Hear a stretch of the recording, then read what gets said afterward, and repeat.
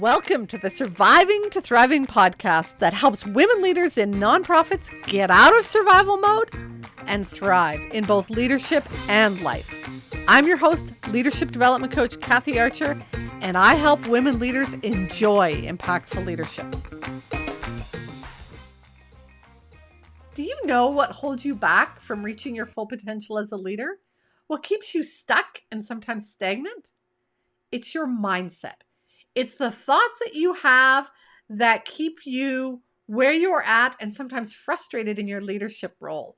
In today's podcast, I interview Janice Cunning, and we're going to riff back and forth about 5 mindset shifts that you need to make so that you can become a more competent, thus confident leader. And now I'll transition into that interview with Janice Cunning. So welcome to today's episode, How to Develop a Competent Leadership Mindset.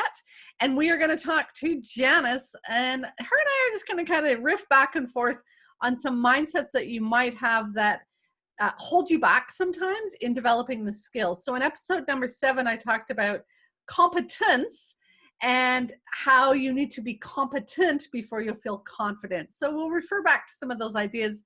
But before we jump in, Janice, why don't you tell everybody about yourself, what it is you do, and how you got to where you are? Sure. Hi, Kathy. So I'm Janice Cunning, and I live in Toronto. And well, Kathy and I mean, we have a lot in common, right? We're both certified coaches. We've been through the same leadership program, and we're entrepreneurs and women leaders. So it's been really lovely over the past couple of years to get to know you and collaborate in different ways. So yeah, I made a transition. I was a fundraising consultant for almost 10 years until about 2008, and sort of had a long held dream of coaching. And so in 2009, finally went to the Coactive Training Institute and did my training and certification. And then about 5 years ago, met my business partner, David. And since then we've added another partner, Michelle. And so together we're Fundraising Leadership, which provides coaching and training and support for nonprofit leaders. Yes.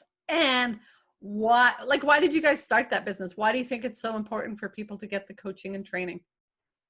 So it really came out of the leadership program, which is where David and I met, and we were doing some work in the nonprofit sector, which is our background together. And it really came down to feeling like what was missing was the leadership support, like coaching and training around how to be the best leader that you can be. And that there's a lot of emphasis and people doing great work in the space of more like fundraising consulting and training, which is, how to make an ask or run a great event or, that kind of thing. But that we just sort of felt like this is something where people are often getting promoted and they don't have a lot of support. So we wanted to offer like an accessible way for people to step into. Yeah. And that's one of the things I talked about in episode 7. The problem with a lot of nonprofit leaders is we move them up without that training. And yeah, they're doing these leadership roles, but they're still their mindset is often still frontline work. And Yes. that's half the reason why we micromanage, I think, because we're so caught up in doing that touch point, whether it's disabilities or the food bank or the fundraising expert, whatever it is, you still know the frontline stuff. When you talk about the leadership skills, what are some of the skills that you would teach in your courses?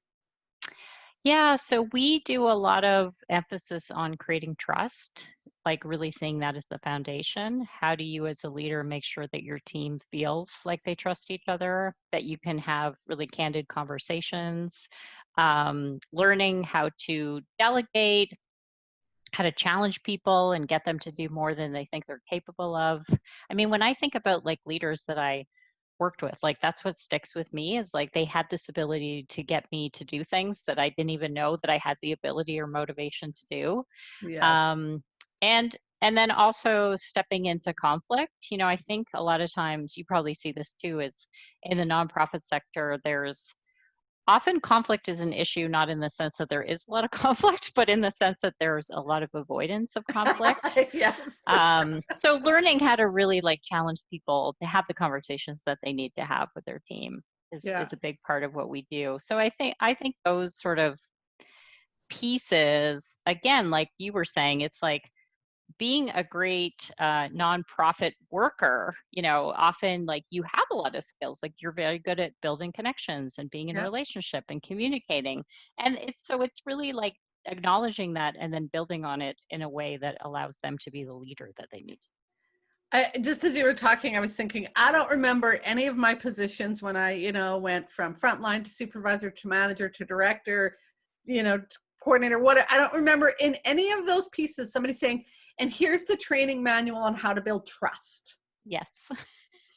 I mean, it just didn't happen. I don't even think I ever had that conversation with my boss about, how to build trust. Certainly in performance appraisals, the word trust was thrown in sometimes, often as your staff don't trust you, Kathy. But it wasn't, here's how to build trust. Yes. Yeah. Yeah. And I think it's becoming, you make a good point. Like it's becoming more known. I think like there's a lot more research and a lot more books being written. Yes. I know you and I both like love to read our books, but Yes. this it's becoming more accepted, I think, in the business world. Yeah. And maybe the nonprofit sector is like lagging a little bit, I think, in Mm. terms of recognizing that, things like building trust and having healthy conflict and being another book that you and I love is Radical Candor, right? Yeah. This idea of really being able to give feedback in a way that is like caring personally for someone, but also challenging directly. Yes. So I think there's like when we talk about being a competent leader, it's like you have to be on top of like what are the things that are happening?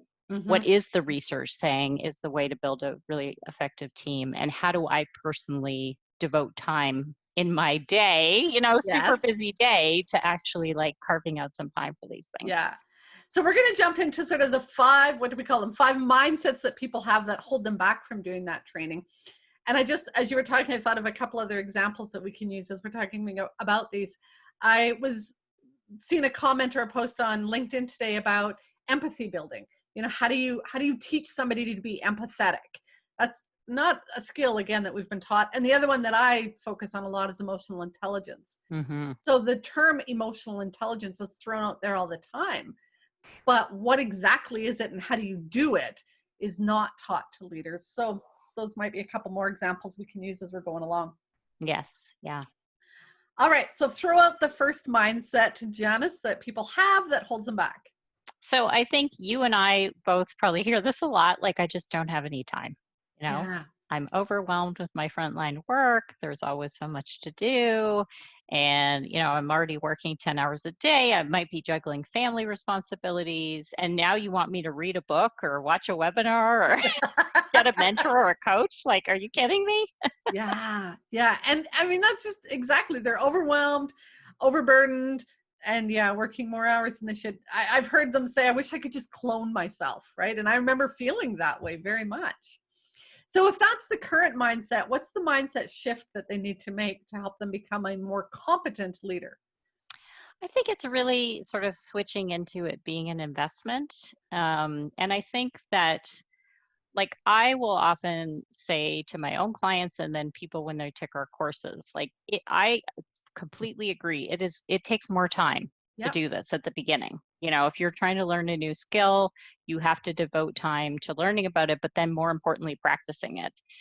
So I think recognizing that, but playing a bit of more of a long game, because what I see is that, for example, if you do devote time to being like more emotionally intelligent as you Yep. brought in, and you create more trust on your team, people will be more empowered. People will spend less time, I think, and your energy as a leader coming to you about petty things that they could Yeah. actually be talking to the person about themselves, Mm-hmm. and you're going to have a lot more energy. So it may seem like you don't have time, but the truth is, if we always spin in the cycle of like, I don't have time, we don't improve. And if we improve, then actually and invest in that, then what comes out the other end is more time, I think, for what you should be doing as a leader, which is being more visionary and strategic. Right. Absolutely. When you were saying that, I had that vision of that story about the penny. You say 1 penny today and 2 pennies tomorrow. it really is that small in the beginning. You can start in minutes, right? We're not talking you have to, go sign up for a course at university. Yes. It can be 5 minutes here, 5 minutes there as a start. And yeah, it multiplies.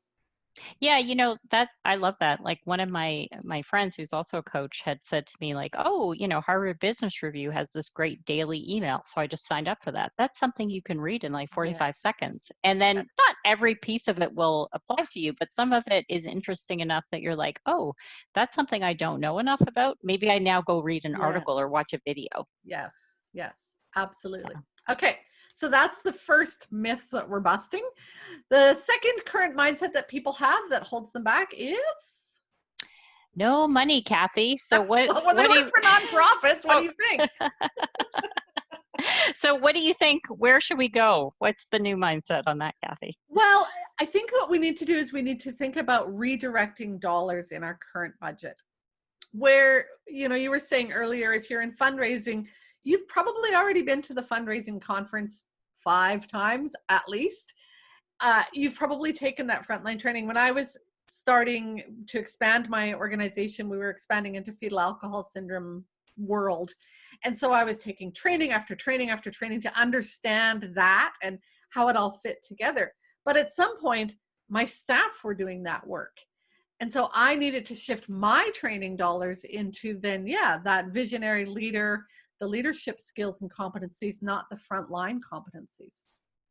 Yeah, yeah, that's great. And I agree. Like, I think it's really taking a hard look at, I think what you're speaking to is sometimes we just start to do something and then we don't sort of pause and say, is this still serving me for Yeah. where I am right now in my career? And maybe there's actually something different that I need. And also, what I love about what you said is empowering, like, there's people on your team who really probably could get a lot out of going to that conference.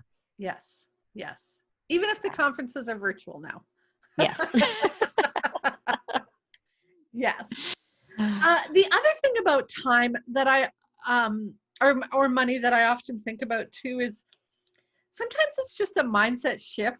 So, when you think about how much we spend on a pair of shoes or a new purse or the photocopier at the office, if you just start to think about and put things into perspective around, we've invested a lot of money in this as an organization. Yeah, if we have a lot of team conflict and drama that just keeps sucking the energy and life and resources out of our organization, maybe if I invested in coaching with Janice around radical candor for 6 months, wow, that investment would save a lot of money. Hmm.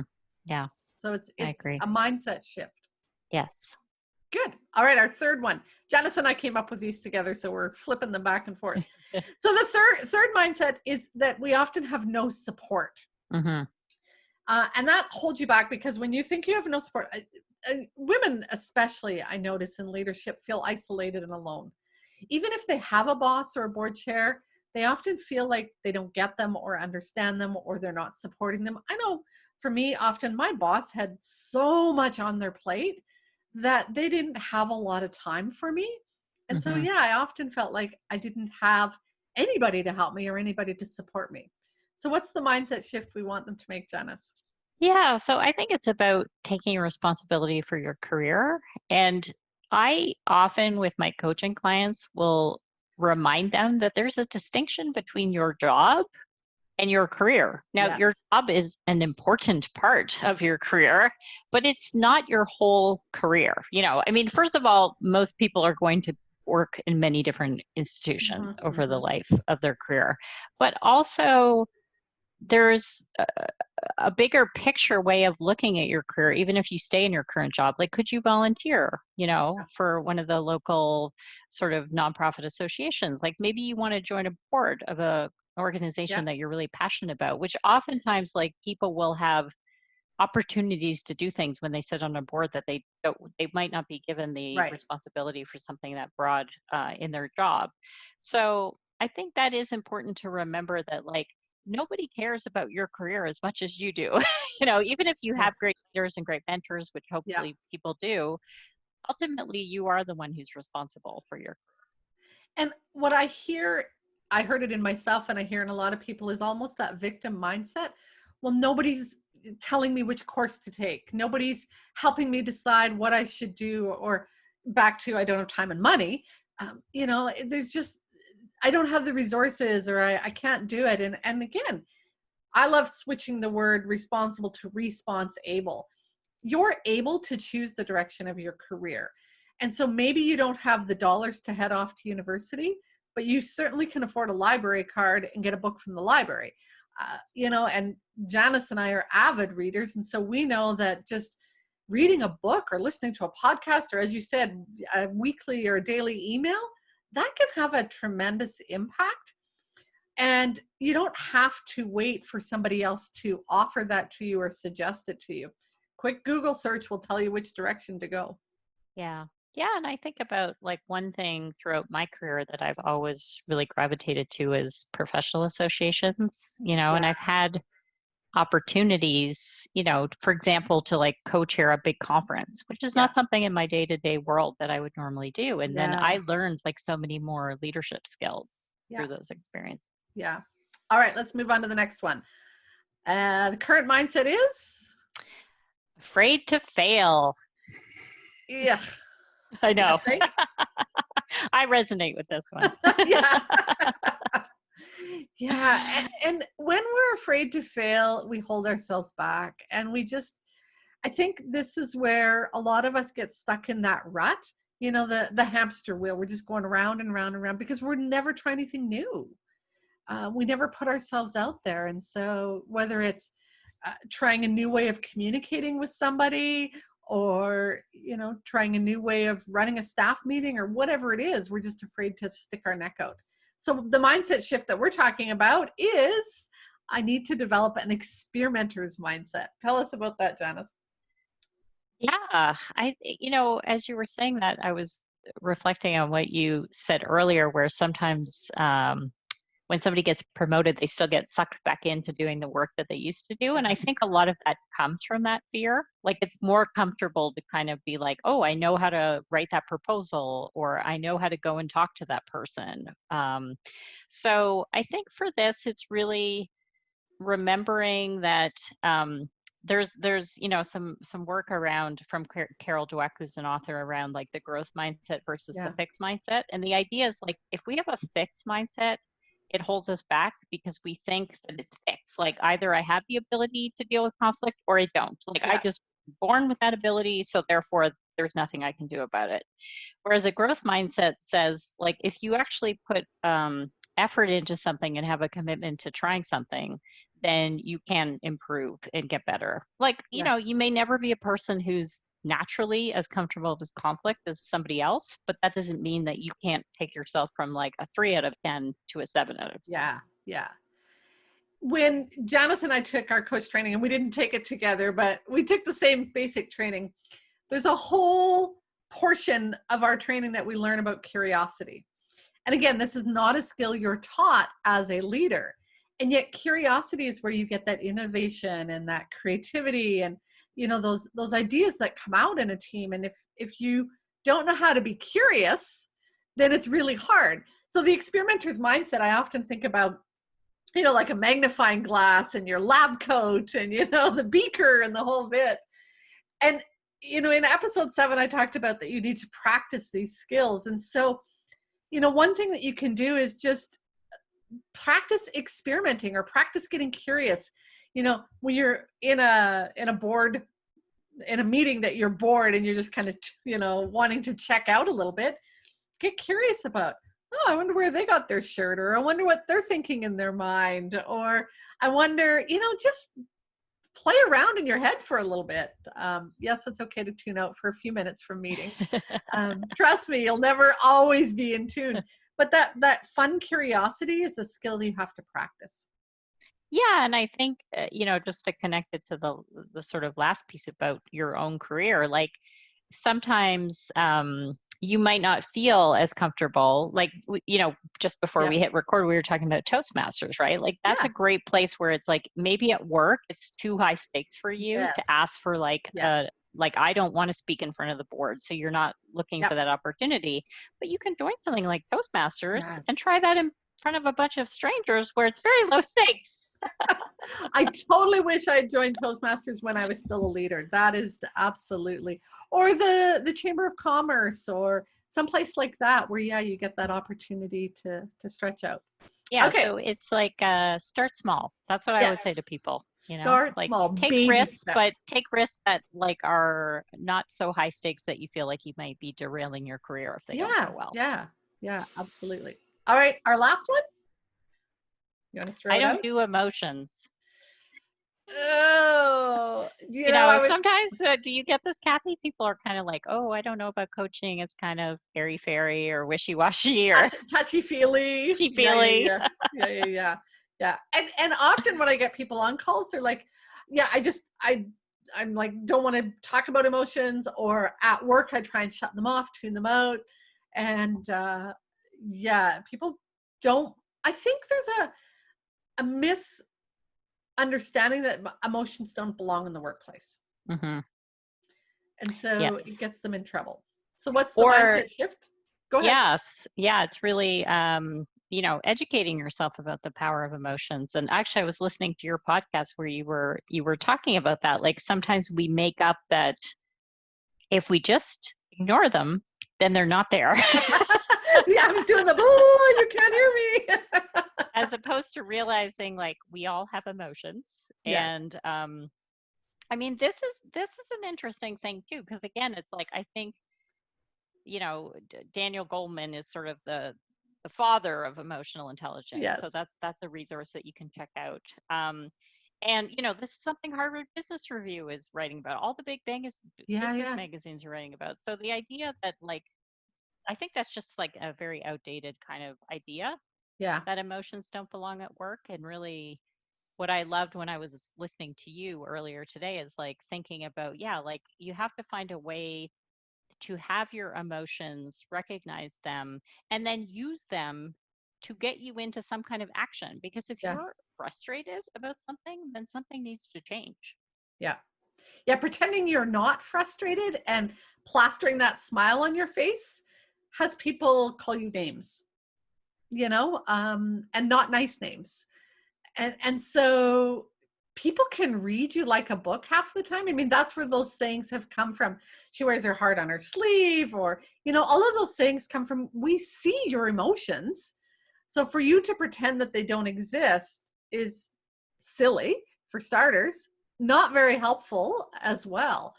And so, yeah, the shift is educating yourself about emotions, understanding what they are, how they show up, how they work, how you can use them. And what I was talking about yesterday was increasing your emotional vocabulary. I mean, people don't even use the variety of emotional names that are out there. And the other piece, I was listening to Lisa Feldman Barrett is one of the researchers that I love listening to about emotional intelligence, and just the difference in cultures. People express emotions differently from different cultures, and we're such a multicultural workforce now, as well as generational, right? So there's all of this stuff, and if you think that this is a textbook picture of mad, you're way off. Mad can be expressed in so many different ways now, and so that's part of understanding emotions. Yeah. Yeah. I think it really, kind of circling back to trust, it's like, how are people going to trust you as a leader if you are not, willing to be vulnerable enough to express how you're feeling in an appropriate way that Yes. moves things to where they need to be. Yeah. And, when we were in coaches training, Kathy, like one thing I always remember was them saying like, if you're not willing to go there, then your clients won't. And it's the same thing for a leader. Like Yeah. if you're not willing to ever express frustration, for Yeah. example, then no one on your team will to you, but they're still going to be expressing frustration, just not I, to your face. I always say that, don't you? Like, your legacy is long term, but it's also what people say about you at Smoker's Corner and by the water cooler and when you leave the room. And that's the most important thing to think about. Yeah, if they're not going to say it to your face, they're still going to say it. Yeah. Oh, this has been wonderful conversation, Janice. So let me just recap for everybody so that they know. The current mindset that we have is no time, and the shift we want you to make is that it's an investment. The second one is no money, And the shift we want you to make is that you need to redirect your training dollars. The third mindset that gets you into trouble is no support. The mindset shift we want you to make is I need to take responsibility for my career. Number 4, I am afraid to fail, and I need to adopt an experimenter's mindset is the shift. And finally, I don't do emotions. You might want to start to educate yourself about emotions. Thank you so much, Janice. Thanks, Kathy. Anything else you want to add? I was just, as we were talking, I was thinking might be fun to give a few books that we think are like the best books for leadership. Okay, so pop some out. Yeah. So well, you know this about me, but I love Radical Candor by Kim Scott. I think it's a really like a good survey just of how to be a good manager. Like she covers a lot of ground, but one of the most impactful pieces of that book is really about creating a culture where people can give each other feedback. So that's definitely that's probably the book that I most recommend to my clients. Yeah. Perfect.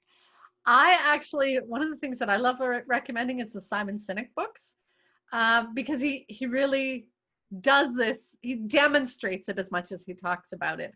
And if you just search his books, he's got a new one out, The Infinite Game, and talking about things like moral conscience and ethics. And so, again, we're expected to be ethical leaders who lead with integrity, but we're not taught how to do that. So I love his work.